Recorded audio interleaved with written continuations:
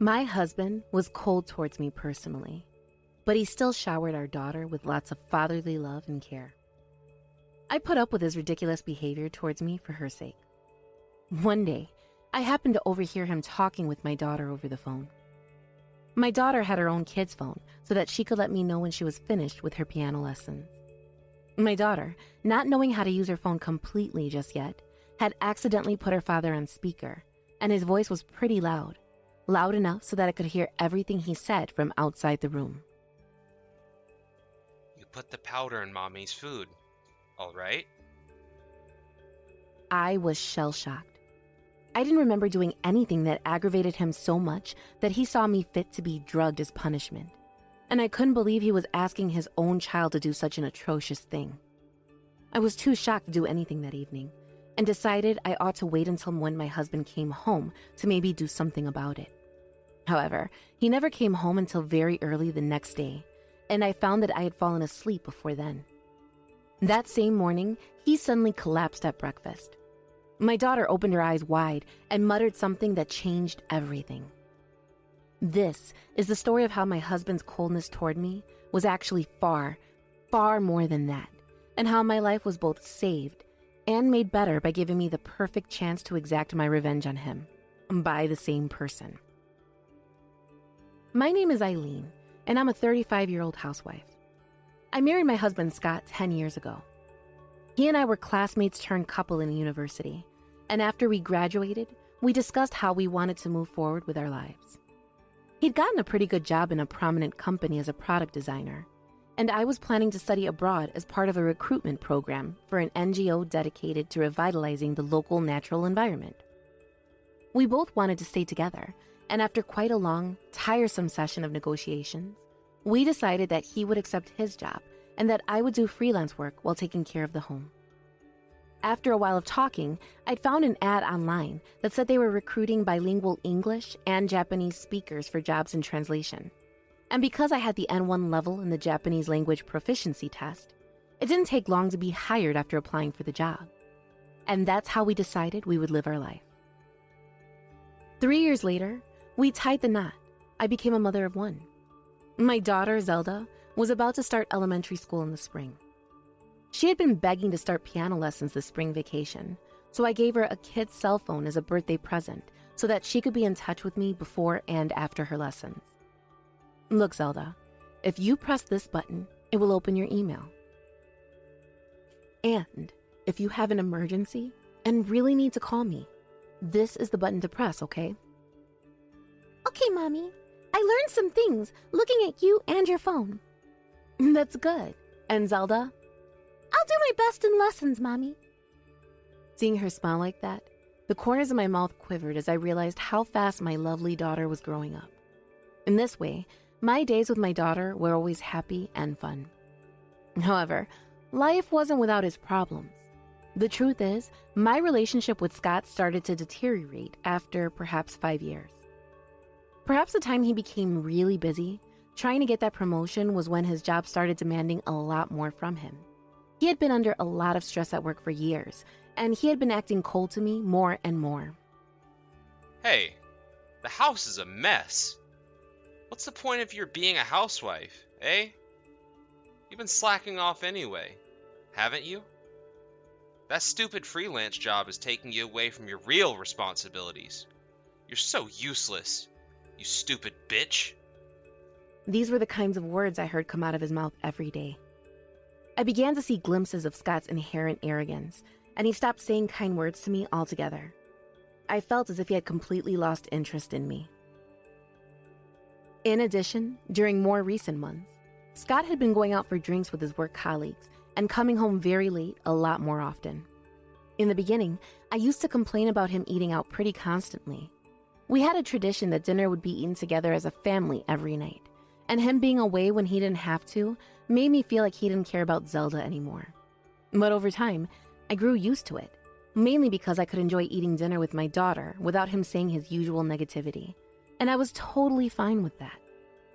When I told the story to my friends, who were mothers of children from Zelda's class at school, they unanimously told me to get rid of such a pathetic excuse of a husband. Under normal circumstances, I would naturally oblige. Such a husband would be better off done and divorced more than anything else. However, I could not break off the relationship with Scott so easily, and that was because even though I did say he was so cold towards me, he was very affectionate and caring towards Zelda, and seemed to care for her very much. Hey, sweetie, are you working on that workbook I bought you for spring break? I finished all of it, Daddy. Oh, really? Dang, you finished it so quickly. That's great. Zelda, I'm really proud of you. Here, I bought you one of your favorite chocolates as a reward for a job well done. Zelda seemed to love her daddy very much, and that's why I put up with my husband's cold attitude. As long as my daughter was happy, it didn't matter to me. One day, after I finished dinner with my daughter without my husband, who was still working at that point, I was going to the balcony to take in the laundry to fold it. Zelda's room was situated between the balcony outside and the living room, and just as I was about to walk past her room, I heard some kind of conversation coming from her room. It sounded like she was on the phone with someone. From the way she was talking, it sounded like her daddy was on the other end of the line. I wondered why he was calling her at this hour. I did mention he was working late. Perhaps he had something urgent to tell her. I stopped in front of my daughter's room, a little curious. I had told my daughter to text me when her lessons were over, but I had not seen her use the phone very often. So I guess she wasn't used to using it. She had accidentally had Scott on speakerphone, and his voice was pretty loud. Loud enough so that I could hear everything he said from outside the room. Then, suddenly I heard my husband's voice in the phone, blaring out even louder. Daddy, what's going on? Did your voice get louder? No, it's not louder, sweetie. That's weird. That is weird. Anyway, listen up, honey. This is important. Yeah, Daddy. What is it? The words that Scott's voice uttered from there on out left me utterly speechless. Put the powder in Mommy's food, okay? Daddy will give you the medicine next time. Medicine? What's that? Is it okay to do that? Daddy says it's okay, sweetie, so of course it's okay. If you're a good girl and you do what I say, I'll buy you whatever you want. Really? Yes, really. Candy, games, toys, whatever you want. What kind of medicine was Scott talking about? I had no damn idea, but from the sound of his voice, it was clear it couldn't be something good. I was absolutely shell-shocked by this point, because I knew that his recent coldness towards me, my husband still loved me. I also didn't remember doing anything that aggravated him so much that he saw me fit to be drugged as punishment. And last but not least, I couldn't believe he was asking his own daughter to do such an atrocious thing. But I don't want to do anything weird to Mommy. Zelda seemed to realize that something about what Scott was saying was wrong. Even at a young age, she had a good deal of common sense, and she also learned a lot from books. She was normally a very sweet, obedient, understanding little darling who rarely rebelled, but on this occasion, she was unusually defiant towards her father. I could feel a tension in my daughter's voice, but Scott paid no attention to that. If you don't listen to me, I'm not going to buy you any more candy and chocolates. And I'm going to take your phone away, too. No, I don't want that. Well then, be good and do as I say. But I don't want to put medicine in Mommy's food either. And so the exchange went on for a painfully long time. Zelda's voice grew increasingly tearful. I couldn't bear to listen anymore, nor could I let her father put her through this emotional trauma. I put my hand on the doorknob of her room, and that's when it happened. Oh, forget it. What a pain in the stupid ass. I'll do it. I heard my husband yell. Oh, okay, Daddy. But you have to promise me that you won't tell Mommy or anyone else about this. You understand? Yes, Daddy, I promise. Okay. Good girl.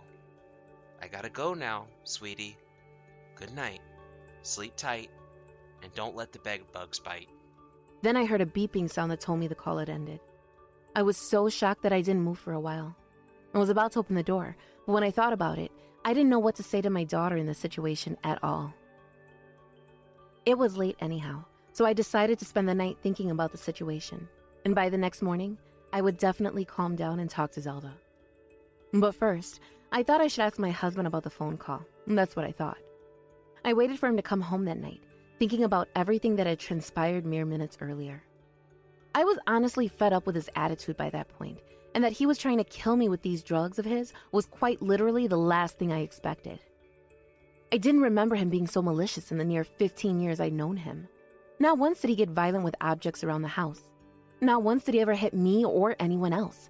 And not once did he ever raise his voice to children in general, Zelda especially. Had I done something to offend him so deeply, he thought that resorting to potentially criminal action was the way to make things between us without realizing it? There was that one time I'd given him food poisoning when I served him scallops that had apparently gone bad, but nowadays we remember that memory rather fondly. Did he actually resent me for giving him a hard time for the better part of a month or so? Or was it all just my paranoid mind misunderstanding everything, and that the medicine was for my hay fever or something like that? No matter how much I thought about it, I could not find the answer. In the end, no matter how long I waited that night, he didn't come home. Before I knew it, midnight was already in the past, and I fell asleep, not knowing that the next morning, the incident that would change everything occurred. I laid out breakfast for the three of us, as usual, and went to Zelda's room to wake her up. It was a seemingly normal morning when I heard the sound of the alarm clock in my husband's room. But when Zelda and I returned to the living room, he took one look at us and sprinted into the bathroom, appearing to avoid us. After yesterday's incident with my daughter, I was actually a little wary of my husband, and maybe he was wary of us too. Perhaps he thought that Zelda had broken her promise to keep things between them, and perhaps he suspected I knew about the powder, as he called it. I did imply that I would probably know how to talk to my daughter after a night's rest, but the truth was that I didn't even know how to look at my daughter, let alone talk to her. I couldn't remember what kind of conversation we were having at this time of the morning, even though it should have been the same as usual. There was an awkward silence between the two of us while I was getting the glasses from the cupboard to pour in the orange juice. After putting the orange juice on the table, I gathered my courage and looked at Zelda's face, and she too looked as though she lacked her usual energy. "What's wrong, darling? Are you feeling a little sick?" I may have sounded a bit too stressed. My voice croaked multiple times as I called to Zelda. I have a bit of a tummy ache, Mommy. "Oh, really? I'll go get you some medicine." With that, I got up from my seat and went to the kitchen to look for the medicine I always kept in case she had something wrong. We had an assortment of pills for coughs and headaches and stomach aches, decongestion, bandages, and many more things in a large first aid kit. But for some reason, it wasn't where I had left it last. I wondered where I put it. Ah, there it is. About the same time I found the box, Scott came back from the bathroom. He walked faster than usual to get to the table and started eating his breakfast with gusto, as if he didn't want to see me or Zelda at all. "Here's your medicine, darling." When I called out to her from behind her back, she jolted as though I had startled her. "I'm sorry, honey, did I startle you? Let's drink this after we eat." Okay. She replied in an absent-minded manner as she stared at her father eating his meal without blinking. The very next moment, Scott groaned and crumpled to the ground, clutching his belly. "Scotty, what's going on, honey?" When I ran to him in alarm, he was laying there spasming and foaming up at the mouth. "Ambulance! Ambulance!" I hurriedly brought out my phone and called 911. I called out to my daughter to stay in her room so she couldn't see the shocking scene unfold before her eyes. I looked at her and saw her with tears in her eyes, and I swore I heard her mumble, Drugs. I grabbed the tummy ache pills for young kids I'd found in the first aid kit and gently pushed her back, urging her to go back to her room. The paramedics soon arrived, and my husband was rushed to the hospital. The paramedics recommended I go along with him, but I told them I would be there later because I had my daughter with me, so they took him to the hospital first. After seeing the paramedics off, I rushed to Zelda's room, only to discover her running up to me crying and nearly tackling me in the tightest hug known to man. Mommy, I'm sorry. It's my fault. I didn't understand what she was trying to say. Then she said simple words, trying to explain in detail what happened, trying hard to make me understand. because Daddy said he was going to put drugs in your food. That's why I switched your food with Daddy's. When I asked her for some more details, she told me that she switched out our food while Scott was in the bathroom, and I was in the kitchen pantry looking for the first aid kit. I thought back to the conversation between my husband and daughter on the phone the previous night. I couldn't believe the plan had actually taken effect. He must have slipped the drugs into my food somehow while I was in her room, waking her up. It was a downright terrifying, blood-curdling thing to think about. Zelda was bawling at this point, and I wove her fingers through her hair as I hugged her back. Oh, Zelda, darling, I'm so sorry that you were scared. And also, it's not your fault, okay? You did what you thought was right. Thank you for protecting me. You made Mommy very proud today. I know you're going to be okay. And I know that Daddy is going to be okay too. I held her gently as she continued to sob, but I could tell she was starting to calm down. I wove my hand through her hair continuously, and I could feel her shaking. She must have been in a world of pain. I couldn't even begin to imagine her shock when her own father had ordered her to drug her mother. I was more outraged than saddened by my husband's betrayal. I was absolutely furious about the fact that he would willingly put my daughter through this traumatic experience. I felt ashamed that I hadn't realized Scott's true feelings for me, and thus put my beloved daughter through this. I was also ashamed that I had failed to take immediate action in spite of her suffering. If I had had that talk with him the night before, this might not have happened. The thought of the strokes of bad luck that led up to the moment Scott swallowed that mouthful made my heart ache. But I wasn't going to let my daughter get hurt anymore. I was going to punish that man with my own hands. I was determined to do so. Considering the emotional damage taking its toll on Zelda, I left her with my parents, who lived just down the street, and went to the hospital where Scott had been taken. When I arrived at the hospital, I was horrified by the doctor's explanation. He told me that in his stomach there was a very distinct chemical footprint of a drug that is generally regarded as lethal. Fortunately, he survived, but he would have been in serious danger if I had postponed reporting the incident to 911 to a couple minutes later. I immediately decided to divorce my husband. Not only did he attempt to drug me without my knowing about it, which is already grounds for a form of assault, but he also attempted to drug with a lethal drug, which could have definitely killed me. I could not allow my daughter to live with a person who was planning such a criminal thing. Without even visiting my husband's mom, I immediately returned to my parents' house and told them the whole story. They were surprised and furious and pushed me to get a divorce right away.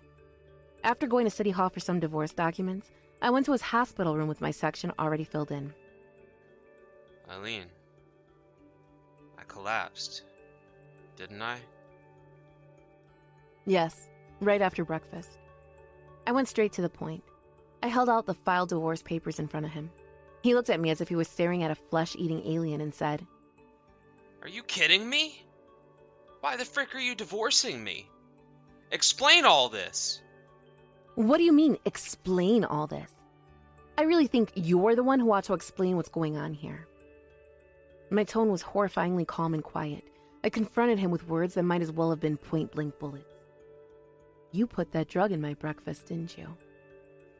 I don't know what you're frickin' talking about. He started to swim, clearly indicating I struck a nerve. I continued calmly. They just found a very toxic substance in your system. But my husband, perhaps thinking that they were still not completely sure this was the case, immediately started feigning blissful ignorance. What are you talking about? I would never do such a thing. And above all else, why in the world should I fall ill because of it? You claim I was trying to drug you, but maybe you're the one that was planning to drug me instead. I wouldn't do that, no would I? I don't even know where I could have gotten those pills. Neither do I, Eileen. I'd bet $1 million you found the drugs in my bag and decided to use them on me. I couldn't believe he just did that. He cut his shouting short immediately and gasped as he put his hand over his mouth. Never was I ever so glad that I had a voice recorder in my pocket, just in case. So you really did have a stash of drugs, huh? No. You don't understand. That's just... There's no use in making excuses, Scott Gibb. I have this whole conversation of ours recorded. And also, I've already called the police. Called the... What? Why would you... As he said these words, he turned dangerously pale. Almost as pale as when he started having those convulsions after ingesting the drugs. He started sweating profusely. No. No. No. This can't be. You're kidding, right? He desperately tried to deny the truth that I was telling him, but the door to his room opened, and who came in was like a slap in the face for him. Ah, here they come now. They'll ask you all the questions about the incident, and you'll have to answer honestly. Otherwise, your crimes are going to pile up, and your punishment's going to be a lot worse. Several police officers were now inside Scott's hospital room, 2 of them waiting outside and keeping watch while 2 others discussed between each other before approaching Scott.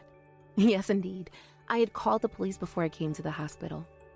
I also gave them permission to search our house, and sure enough, when the police collected and tested the corn syrup my husband had been eating, they found the same toxic substance that doctors found in his system. After the drug in the soup and the drug in his system were confirmed to be one and the same, the police visited our house again and searched it for the drug itself. It eluded 5 searching officers for about 10 minutes before one found a small bottle full of the lethal drug in his work bag. He was later taken into police custody as soon as he was discharged from the hospital. With the testimony of my daughter and myself, as well as the recording of my husband's statement that he indeed had drugs in his possession, he was arrested on the charge of alleged attempted assault. According to his statement, he had been having an affair with another woman for some time and wanted to divorce me. However, he was afraid that he would be legally prosecuted if he divorced me in this situation.